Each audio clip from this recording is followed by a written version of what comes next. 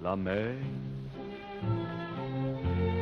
qu'on voit danser le long des golfes clairs a des reflets d'argent. La mer, des reflets changeants sous la pluie. La mer, au ciel d'été, confond ses blancs moutons avec les anges si purs. La mer, bergère d'azur infinie. Morning, everybody. We're in St. Augustine, Florida, and we're presently at anchor, not too far from the old city, the old part of town. We thought we'd talk a little bit about our trip here. We left from Beaufort and we went offshore around Frying Pan Shoals to Charleston, and then we stayed a couple days in Charleston, and then we went from Charleston down to St. Mary's, Georgia, and stayed a few days there, had Thanksgiving in St. Mary's, which was wonderful. There were about 30 boats there for a huge potluck Thanksgiving. After Thanksgiving, we left St. Mary's, went to Fernandina Beach, spent a night there, had dinner, looked around the old town, and then we came down to St. Augustine the next day. So that was the most of our short little trip. We really didn't go too far offshore. We went offshore about 25-30 miles at the most. So the first couple of days were the worst weather. We had forecast with windy that we were going to have 5-foot seas and 15 knot winds, and what we really had was 10-foot seas and 20 gusts to 30. So it was a little bit more than expected, but this boat's fine with that, and we were fine with it. We didn't get to film the 10-foot waves, but I'll tell you how you figure this out. My head sits almost, when I'm sitting here in the cockpit, my head sits almost exactly 6 feet above the water. So if I look at the horizon and a wave passes over the horizon, then I know that that's more than 6-foot waves. And if I'm standing up, I know that I'm about 10 foot above the water. And once again, if I look at the horizon and a wave passes over the horizon, then I know that that's a 10-foot or greater sea. So you use the horizon and your height above the water to kind of estimate this a little bit. We got 23 knots of wind. We're in the vicinity of Frying Pan Shoals.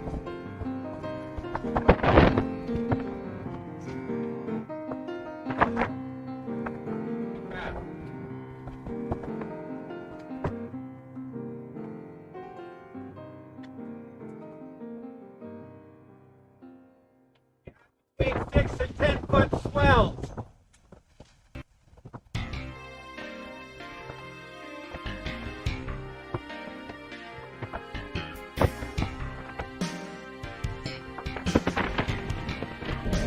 The first part of the journey, we didn't have autopilot. The reason we didn't have autopilot was because some lead ballast had slipped down and gotten behind our hydraulic ram and our steering.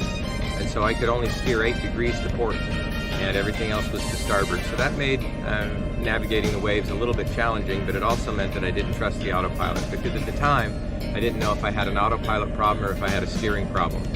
So I elected to hand steer it. So the first couple of days, we were completely hand steering, and we stayed up most of the night. We didn't film a lot of that, but by the time we get to Frying Pan Shoals, the waves had settled down to more like 5 or 6 feet, and the winds were still up there at 25 knots, so we were reefed both the main and the mizzen, and we were still doing 8 knots through the water, so it was plenty, and we weren't overpowering the rig at the time doing it. That was before we had gotten the bottom of the boat cleaned like we had recently. So yeah, we were probably a whole knot slower than we would have been. I've had the boat up to 9.5 knots before, so I don't know exactly why we were going that slow, but I agree with Sam. Our bottom was pretty dirty. When we got to St. Augustine here, we elected to have somebody check our zincs. We were going to do that before we left, but it didn't work out timing-wise. So we had somebody check our zincs and clean the bottom, and just motoring across town, we gained an extra knot. So it probably did slow us down a knot. Since we were sailing 24/7 and at the wheel with no autopilot, we did a lot of night sailing. And I've decided that I kind of really like night sailing. There's a peacefulness about it. You're not distracted by the waves. You can feel the boat, and you can almost steer blindly. When the sails start to flap a little bit, you steer a little bit in a different direction. So, you know, maybe a little off the wind or a little into the wind, depending on how it's heeling or how they're flapping. And you just sort of feel the waves, and you steer into the waves, and it's a lot easier to do. So I've decided I really like night sailing, but it was tiring. We kind of lived on 5-hour energy, Sam and I taking 4-hour shifts. By the time we were back around the shoals, then waves were down at 4 or 5 feet, and that's when you saw us, eating breakfast and lunch and playing with the cat, things like that. We had gotten the autopilot going while we were underway, so at that point we were on the autopilot, which is why you see us, walking around and nobody's at the wheel. A thing about our autopilot is that the wheel doesn't turn because it's hydraulic.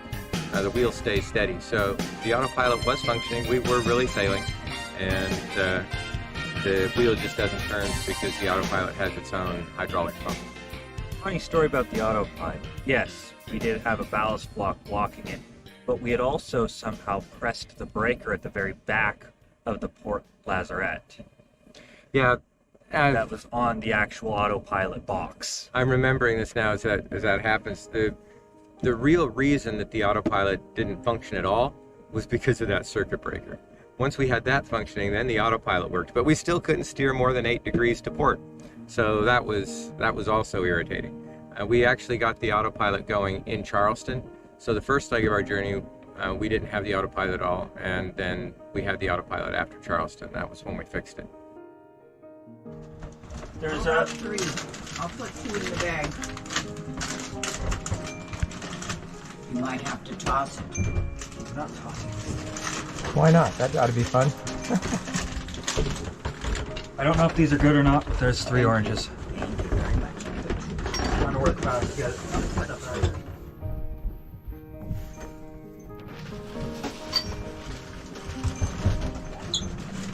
Here's our nav station.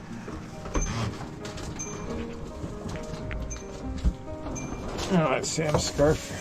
It got soaked with salt water. We took a nice wave over the bow and got wet.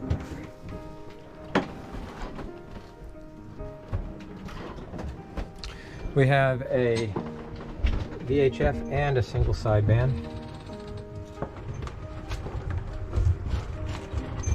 And off to the right, we have the control for the generator and also for the modem. The beeping. It was on night mode. So we can send email, we can get weather facts, we can talk on the single sideband nets. This is our inside chart plotter. We have an outside chart plotter at the helm as well. So this is what our boat looks like when we're underway. We put all the cushions there beside the settee so that they don't wash overboard. That's our fruit basket, other types of food. Lila spends most of the time up here.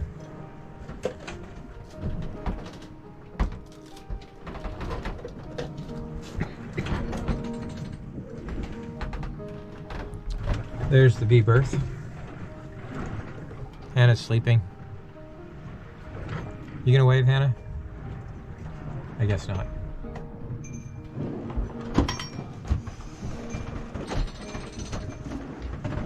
That is the weirdest sound. Can I get by? This is the aft cabin. This is where Sam sleeps. This is my mom's bunk. And the aft head.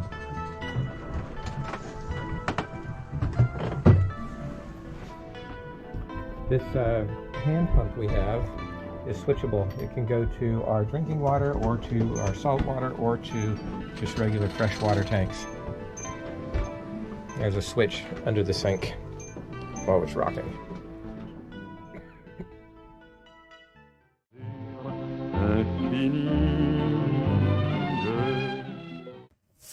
So we're leaving St. Augustine en route to Fort Pierce. We might stop at Cape Canaveral about 1 o'clock in the afternoon. We're waiting for the tide to be slack, which it is now, and on its way out. This is a pretty strong current coming and going from St. Augustine, so we don't want to fight it if we don't have to. And weather forecast says that it's going to be 5 to 6 foot waves and 10 to 17 knot winds. There will be some gusts probably tomorrow in the 20s. Should have a quartering broad reach off our starboard stern, but we'll see what happens. Forecasts are often wrong, but you do the best you can do, right? Anyway, so the boat is ready to go, and we're going to have a bite to eat as we're heading out the channel, and that's it. So.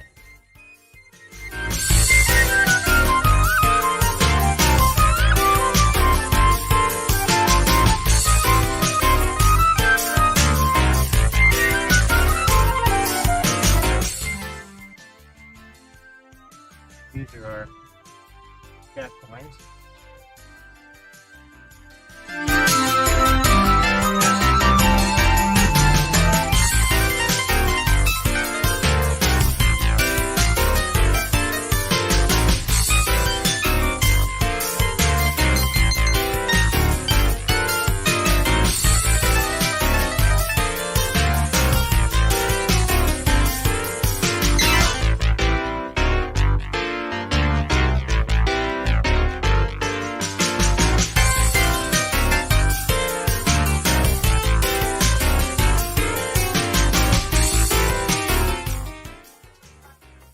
Okay, well, we're underway. We're heading out the inlet, and we're going to have lunch while we're doing it.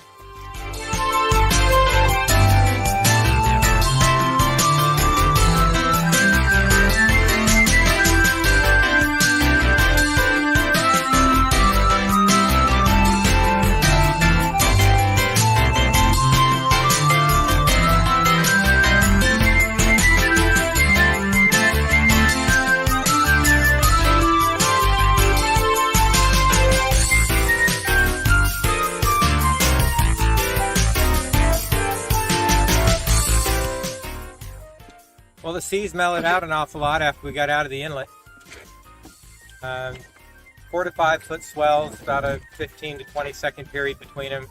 It's really nice. 10 knots out of our port quarter on a broad reach. We're making about 5 knots. So we're about 15 miles from Cape Canaveral right now. About 10 miles offshore. We got into the Gulf Stream just a little bit. We were tacking east, and the water temperature suddenly went up to 80 degrees, and the waves picked up. We picked up about a 1 knot current. So we're tacking back to the east now to get out of that. I guess we're going to follow a little closer to the coast now.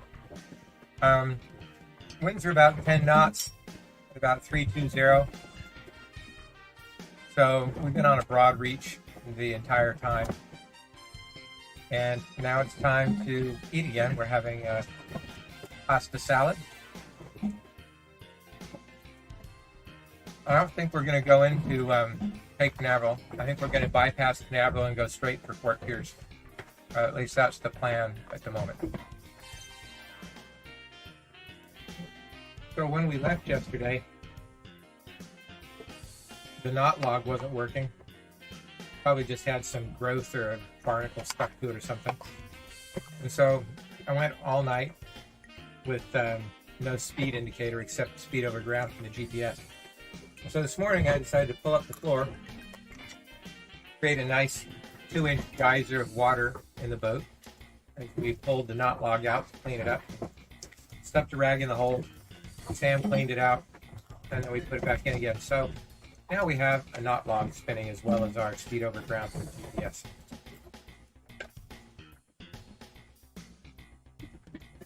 The Autopilot takes about 10 amps. by itself. It's a pretty big autopilot. Our total energy usage right now is running about 15 amps. So that means we need to run the generator for about an hour every 5 hours or so. We are headed south because we want warm weather. So far, the cold weather has been chasing us, so we are just running further and further south. But St. Augustine was very nice in many, many ways. We took in their Christmas parade, and then the Christmas parade boats, I suppose. Well, yeah, but the regatta, the Christmas parade on the street, a previous Saturday. But last night it was the regatta of the boats with lights of all kinds. I mean, we saw everything from Santa and Rudolph to seahorses and a dolphin that was jumping like, I don't know how they did that. Yeah, and animation. I don't know how they did that. That was great. But some of the boats were absolutely gorgeous. Some of them were themed in all one color. That was a rare thing. But some of them had a lighting system that changed. Anyway, it was very, very fun to watch the boats.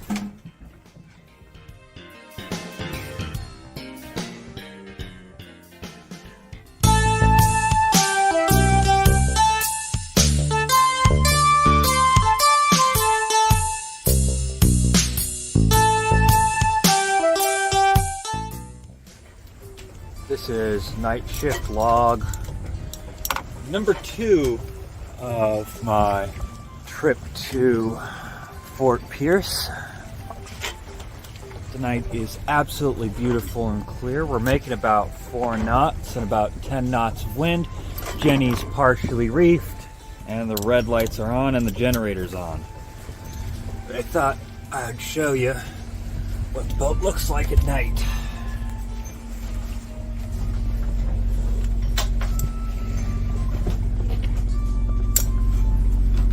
There's the kitchen at night. Everything's laid out so it doesn't roll around. We're moving a little bit, but I'll try to not have that be too obvious. Got our cushions, jackets, random things. Got the nav station on night mode. We've got the cabins right there. The generator's on. I've got a light on one of my charger cables.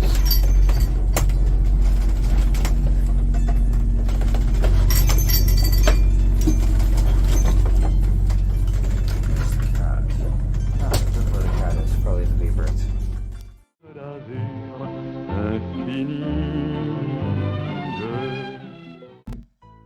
Hey everybody. So we left Fort Pierce yesterday and we did just a really quick day sail to Palm Beach. We left it pretty early in the morning. I don't know, let me see my log. Yeah, we left at 9:43 Z, so that was before light. That was like 4:43 in the morning. And we basically went wing and wing the whole way. It was a very uneventful, smooth ride as we just did a day sail basically down there. We were mostly in like 43 feet of water. We didn't go more than maybe a couple of miles offshore. We stayed pretty close to shore the whole way. But what was interesting was when we actually came into Palm Beach, and I don't know, I suppose it started. We were quite a ways out, actually. You can see the inlet. Yeah, we could see the inlet, Yes, so probably yes, like you could see it. we might have been 2 or 3 miles away from the inlet still. We started seeing dolphins. It's like they were swimming around the boat. Anyway, on one side, we would see them swim, and then they would jump, and it was as if they went around under the boat, around the other side, and came back again. They were just circling our boat. They were always diving on the one side, and we were just focused on them. They were they're so smooth. They're so smooth. And actually, we saw more than one infant dolphin, and at least, well, more than one time, we saw a mother and a baby jumping together in just perfectness, perfectly choreographed. You couldn't have done it better. They were just in unison. We saw a couple of flip. You know, they go up and do complete flips, just like you'd see at SeaWorld or something. Right, as if they were trained. Yeah, exactly. Right. I don't know if they were showing off or what, but they were sure launched having fun. themselves straight out of a wave. Yeah, they'd come out Yes. the side of a wave. Yes. Yeah. And there was this one little one, it was a small one. It was kind of funny, it's like everybody was going with the boat, you know, towards the bow. Yes. And then this guy would just come all by himself and he'd jump out of the wave backwards and go the other way. You know, it's like, okay guys, get around with the rest of your friends. You know, he just wanted to do things his own way, I guess. He was probably doing circles around everybody. Yeah. Some of them were spotted, Yes. which was interesting. I hadn't seen spotted dolphins before. That was kind of new. But this went on for how long?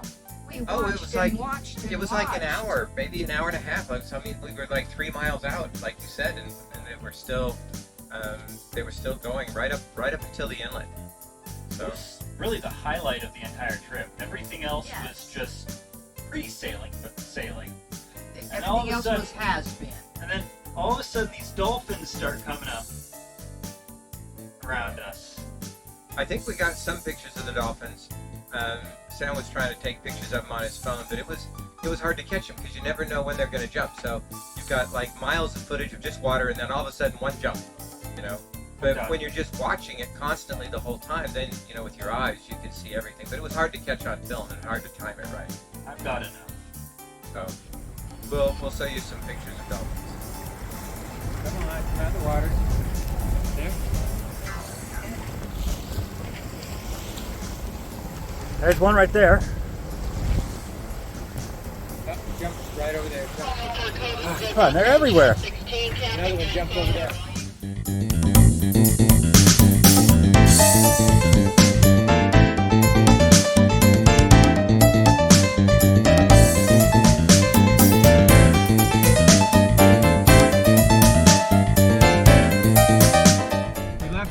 We left this morning at about 5 in the morning, just before sunrise, and motored out of the inlet at Fort Pierce. It was really hard to see, and it's a fairly narrow inlet, but we went out with the tide and got about 2 miles offshore, and then turned south towards West Palm Beach. And actually we're going to go to Jupiter Inlet first, and then we're going to turn a little more inland to go to West Palm Beach.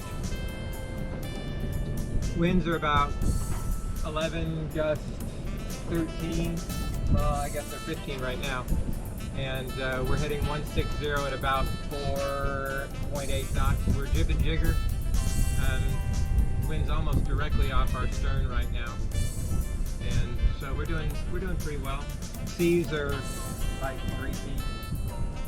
It's a white cap every now and again, but nothing of interest. It's a pretty easy sail. I don't know if you can see our friends in the distance.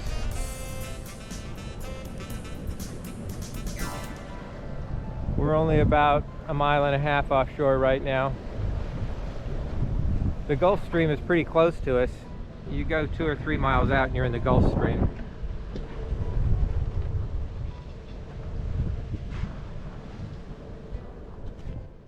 There was a little bit of a rain shower this morning. Not much, it just sprinkled on us before the sun came up.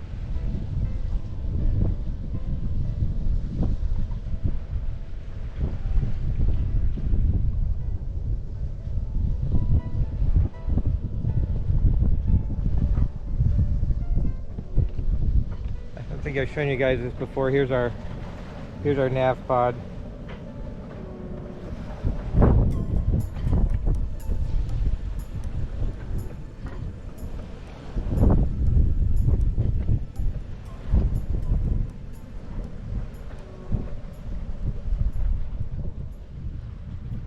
And I suppose we'll stay here for a couple of days and then continue on south. I don't know that we're going to stay here very long.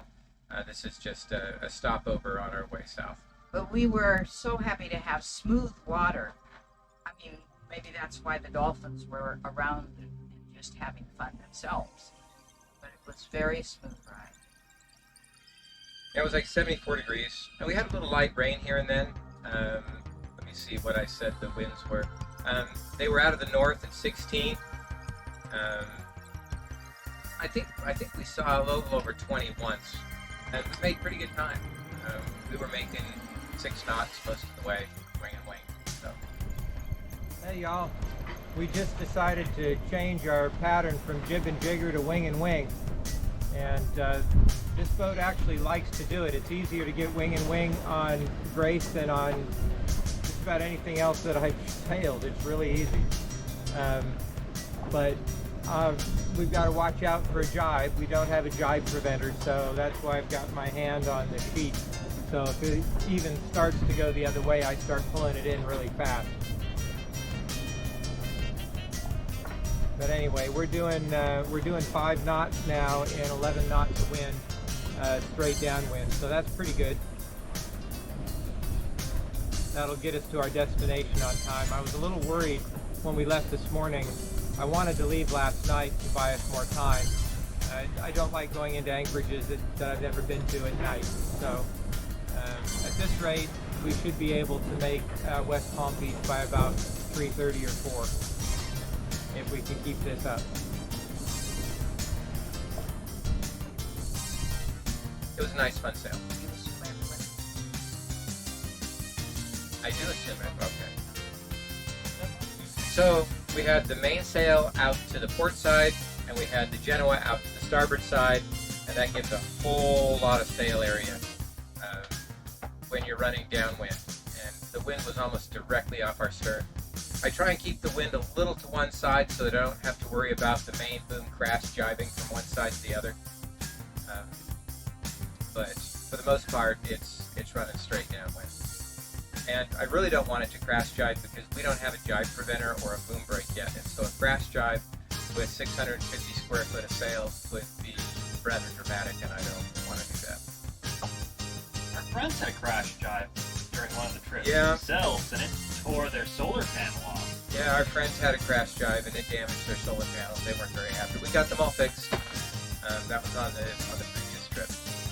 Anyway, catch y'all later. See you next time.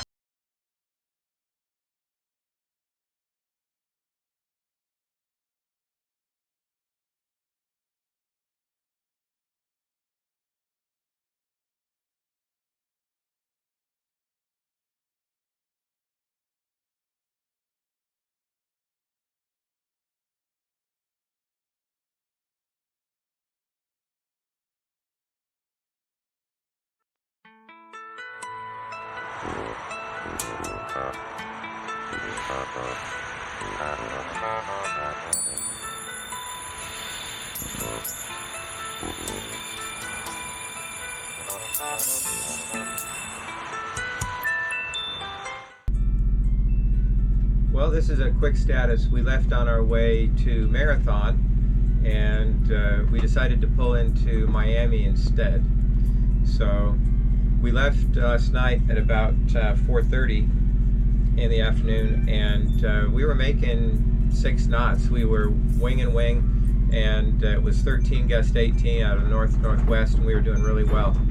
And we were planning a 2-day trip to Marathon, but then throughout the evening the winds just got less and less and less, and pretty soon, by the time we got to Miami, we were doing 3 knots, and we decided to turn the motor on and decided that if we were going to get to Marathon before the storms hit, it would be a miracle. So we decided to go ahead and stop and pull into Miami instead. Welcome to Miami. Or, well, about to be in Miami. It was a tough decision, too. Dad and I were debating it for a while. Yeah, we were looking at the weather, wondering if we could make it or not. And the storms were arriving in Marathon a little earlier than predicted. The winds were a little less than predicted. And so we opted to go ahead and stop in here at Miami Beach. Terrible place to have to stop, I might add. But anyway, the ride was really uneventful. It was nice. We were about a half mile offshore. Every time that we went farther than about a mile, the the temperature of the ocean would pick up to about 84 degrees, the waves would pick up, and we'd notice that we were losing a knot or two. So we kept it about a half mile. 25 years ago, I got into the surf around Myrtle Beach, and it wasn't a fun thing, and so I'm always a little skittish when we're that close to land the entire trip. But everything went well. We came in government cut right next to a huge cruise ship. There were 4 of them stacked up out there. We went between number 2 and 3, and the pilot boat came and told us to move over to the red side of the channel. We were like, well, what do you think we're doing? Anyway. The most astonishing thing, though, was as the big cruise ship passed us, this big Norwegian cruises. Yeah, you feel like a tiny ant, you know, anyway. Ship passes us. There was no wake. He was going twice as fast as us through that cut, and there was nothing. Yeah, it was smooth as glass. In fact, there was probably more wake from the pilot boat than there was from this massive cruise ship. Anyway, we went in, you turn left, you go through Fisherman's Cut after that past the commercial docks, because the government cut has a restricted area when there's cruise ships in port. And our friends peeled off and went to an anchorage right there by Fisherman's Island. And then we went ahead on forward and went under a couple bridges on the ICW, and we're anchored right now just south of Bell Island, right next to South Beach. Terrible place to get stuck. So anyway, we're going to see what Miami Beach has to offer, and we'll talk to y'all later.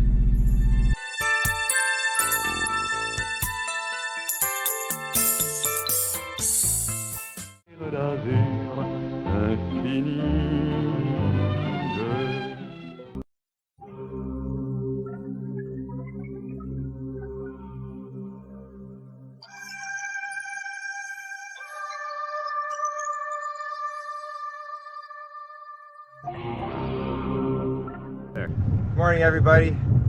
It's a beautiful morning, but it's cold. I thought we were in Florida to be warm, and it's 46 degrees out here. But anyway, we're heading farther south. We just left. We're on our way to Marathon at sunrise, and this should be a real gentle and easy sail. There's a nice breeze, but it's not very strong, and there's not a whole lot of waves. So what I'm doing right now, come look at this. Our depth sounder sometimes decides to freak out and say that there's 100 feet of water. So what I was doing was making a circle around our anchorage to try and get rid of those 100-foot marks that are messing everything up. Our old depth sounder didn't do that, but our new one seems to lose its brains every once in a while. I still don't know why. But if we turn it off and on again, it comes back to normal. B&G doesn't want to admit anything, of course. They say it's just because it gets dirty. According to Wendy, we're going to have a broad reach from the starboard. So we'll probably just put out the jetty and maybe go jib and jigger. And the winds are supposed to die by about 11 o'clock, so we may be motor sailing today. I don't really like to do that, but we're also going inside on the Hawk Channel, and there's a reef in there, so we might not want to sail a whole lot unless it's an easy point of sail. We'll see when we get out there what we're going to do. Hey, this is a new hat. We got this hat at the farmer's market, the vegan market here in Miami in Coconut Grove, and it was a gift from a very wonderful vendor who we'll talk about later. We got a backpack and some stuff made of hemp, and she gave us the hat. I guess this is oh, and also some gloves for Hannah and a hat made of alpaca, of course. Oh my goodness. How'd you sleep? Well, of course. I am the best bed in the place. Whoa, that sun is bright. Right where we need to go. Oh yeah. Yes, please. Where are my sunglasses? Since when were we supposed to wear gloves and hats and sunglasses? Well, sunglasses in Miami would be acceptable.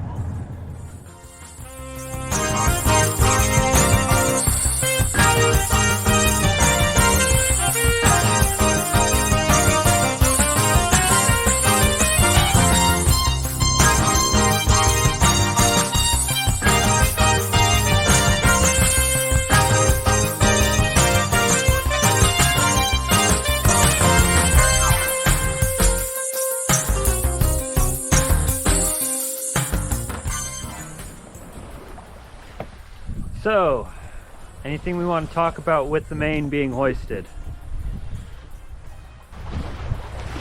We always forget to release our boom hook on the back. And then we wonder when we try and let the sail out why it won't go out. This time we remembered ahead of time. This boat used to have a wire main halyard, and we replaced it with this new self-tailing winch. I don't know which is easier or harder. So I think that I think this one is often more difficult to use. You can hoist it quicker by hand than with the winch, but it is a lot easier.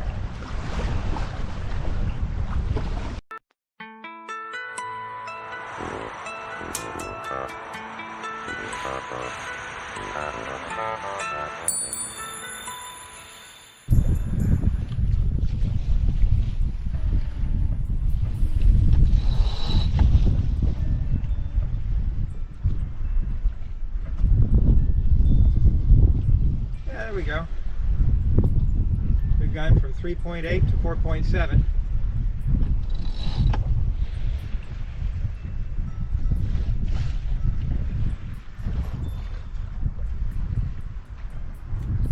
So we're doing 4.7 knots in 9.5 knots of wind. Wind is a little bit aft, not a whole lot.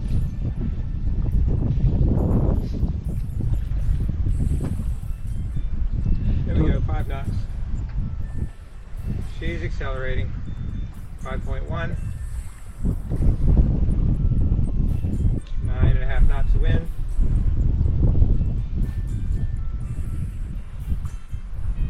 Not too bad for having a dirty hull on the bottom. All this stuff that's growing on our ladder, it's all over the bottom of our hull. That's what we get for sitting for a couple weeks. Sometimes you need the couple of weeks to recuperate, though.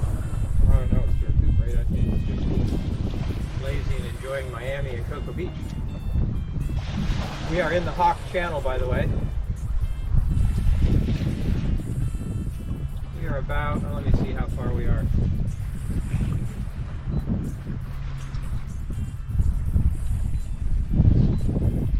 We're about 10 miles from Coconut Grove. Head south along the Hawk Channel. We can just start to see the first part of the Keys. Very first one.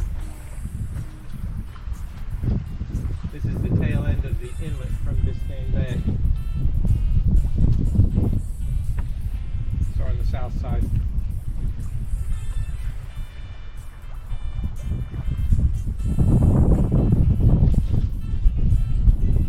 Winds are supposed to die later today, so I don't know how long this wind is going to last. We'll take it while we've got it. Yep, we'll take what we got. There we go, 5.2. 9.8 knots of wind.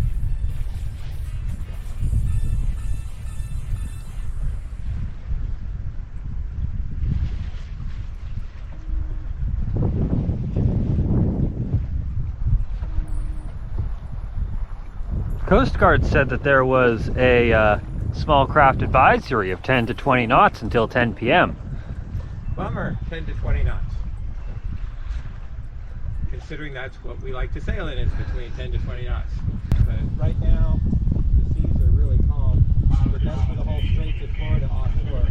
I do see some larger waves way out there on the other side of the reefs. So it may be possible. They were saying they had 6 to 9 foot seas, and 10 to 20, sometimes gusts to 30.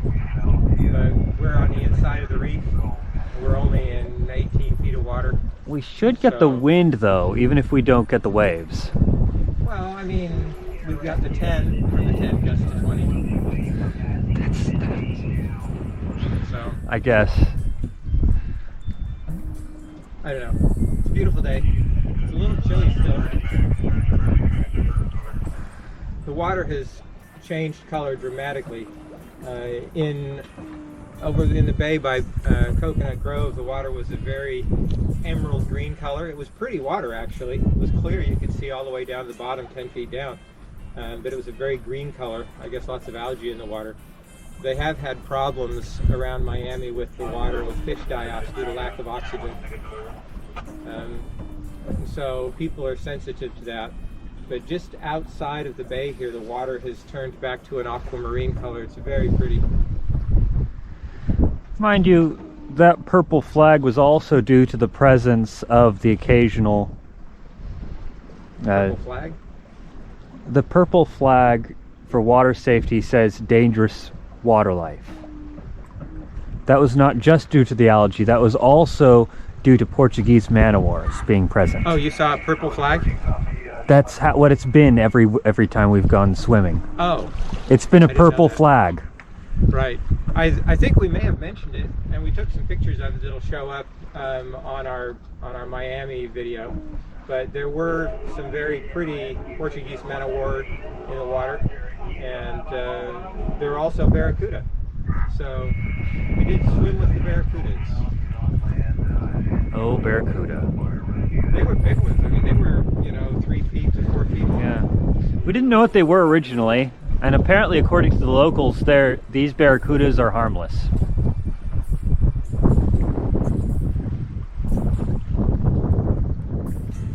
They're cool looking fish. Oh, yeah.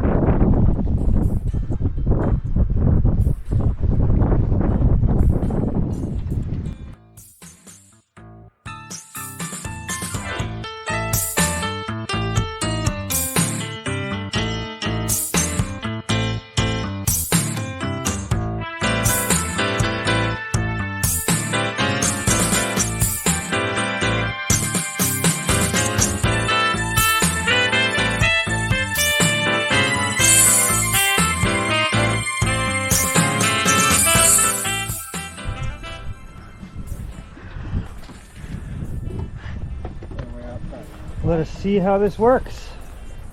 Where is moral compass? Way out front.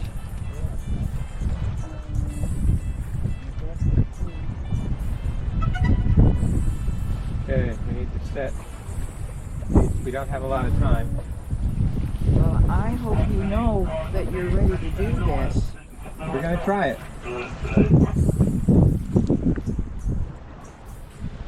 Okay, You know how to reach up under it and catch it? yes, I've done that before. Okay, But so I'm going to fly it over here. You may have to catch it, okay? Okay.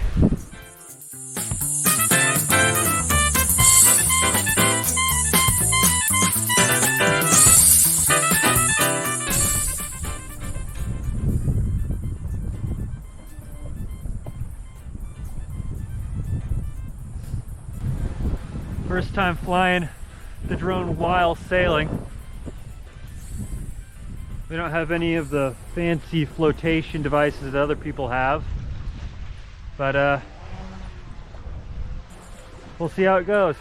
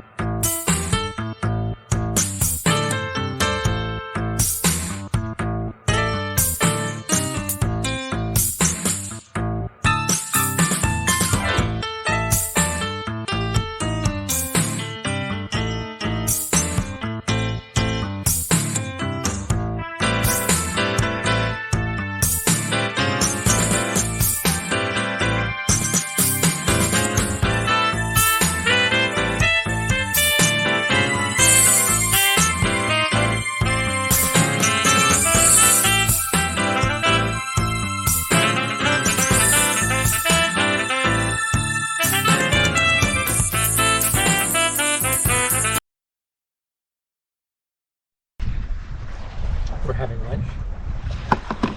Pasta salad. It's been a very gentle and nice sail. We've been going 3.5 to 5 knots. Every once in a while we'll hit 6. The wind is 6 gust 10. haven't seen 11 in a while right now. It's 6.9 right now. And we're making 3.8 knots. So, it's a beautiful day. Calm seas, beautiful water.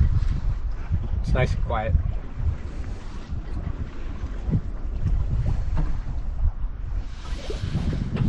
I've been playing with the with the main sheet because the wind is sometimes a little off our stern and sometimes a little off our bow. So, but with only 7 knots of wind, it's really hard to accelerate. So I'm trying to keep it as, trying to keep it as efficient as possible. When we slow down to 3 knots, because when we slow down to 3 knots, it takes a long time to accelerate up to 5 again.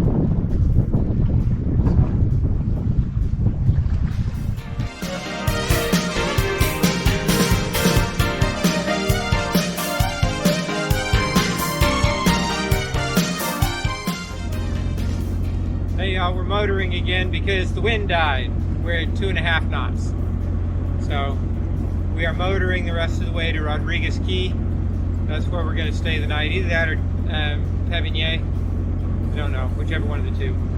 We're about 3 hours out. Wind is calm, water's calm. It's beautiful out, but Warmed up quite a bit since then. yes, it's warmed up quite a bit. In fact, I need to take this thing off because I'm hot. We're presently just off Key Largo.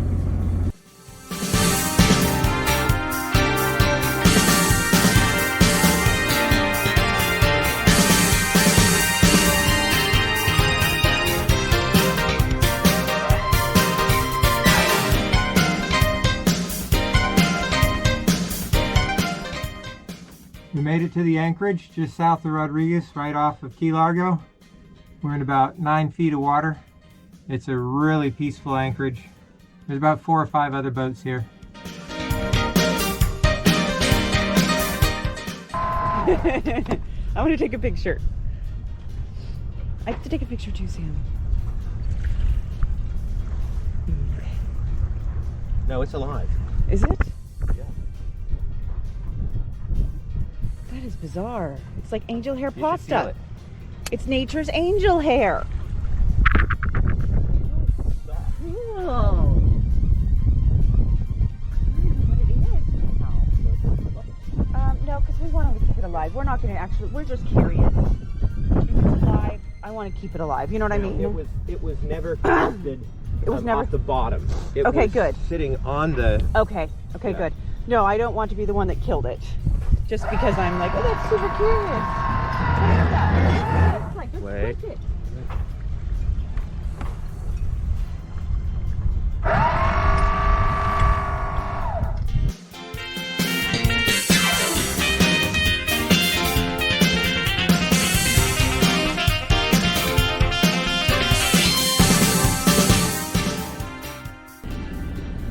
Morning, Hannah.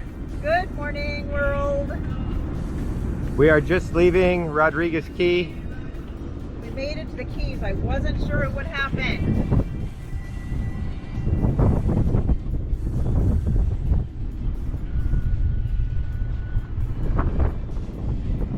Morning, Sam. There's our friends on Moral Compass.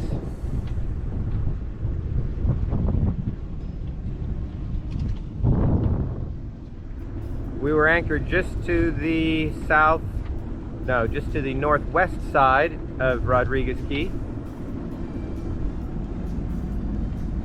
The holding was really good. It was sand, mud, and grass, mostly sand and mud.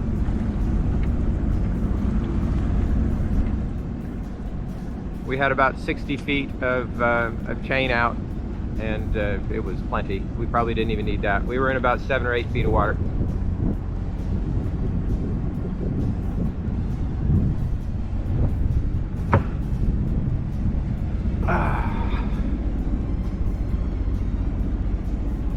And we still have cell phone access.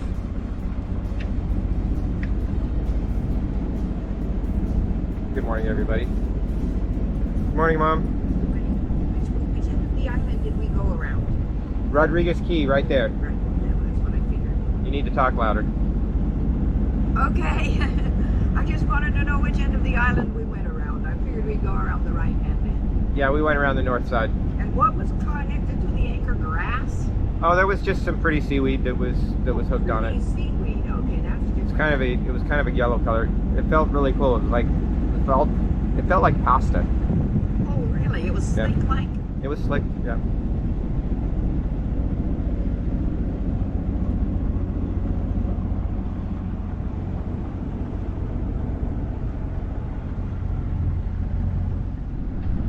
We checked in on the waterway net on the single sideband this morning. Told them that we were just off of Rodriguez Key, just off of Key Largo, heading south. So, I don't know if you guys have heard of it, but there's 2 or 3 different cruising nets that are always on every morning between 7 and 9 at various times for the 3 of them. And they're very, very useful. They tell you about the weather, they tell you about who's going where, and it's a place to check in and let somebody else know that you're headed towards Marathon and you're heading 230 at 4.5 knots. Those sorts of things. And then when you don't check in, they'll list you as missing. But we'll check in when we get to Marathon and let them know that we're all safe and anchored. Anyway, so we're going to go around the east side of Tavernier Key, and then we'll hang a little bit of a turn to starboard, and we'll head towards Marathon. Should be about 40 miles or so to get there.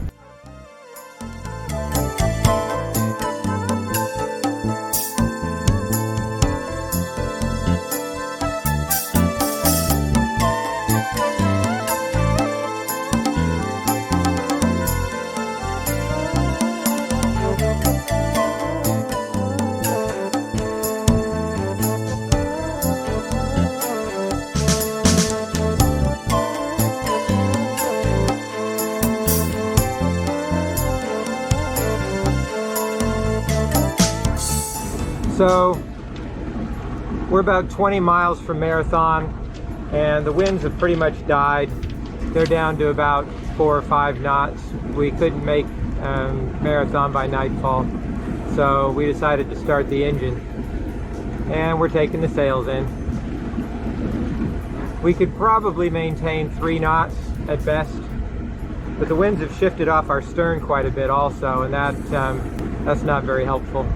And when it's so light. If we have 8 knots off the stern, we can usually maintain 3.5. But with 5 or 6 knots off the stern, it's pretty hard to maintain anything. Sam's right now putting up the lazy jacks. We take the lazy jacks down when we let the sail up, and then we put them back when we're ready to put the sail in.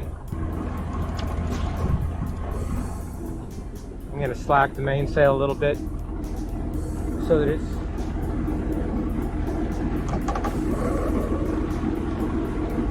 so the mainsail's into the wind.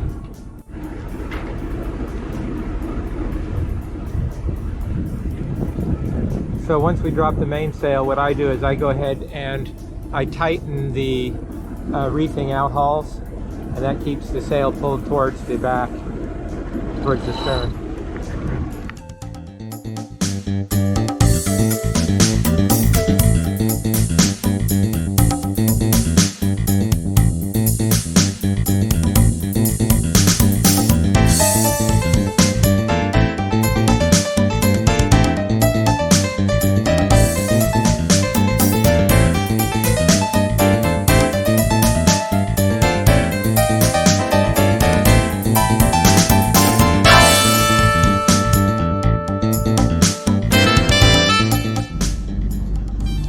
We're just coming into Marathon now. It's about another half hour till sunset. You can finally see 7 Mile Bridge out here, and it looks like there's quite a number of boats outside of the harbor at Boot Key. I guess if they're all outside, that means Boot Key itself must be pretty crowded. So I don't know if we'll make it into the harbor tonight or if we'll just anchor out here outside with the rest of the boats for the night, and then see if we go in tomorrow.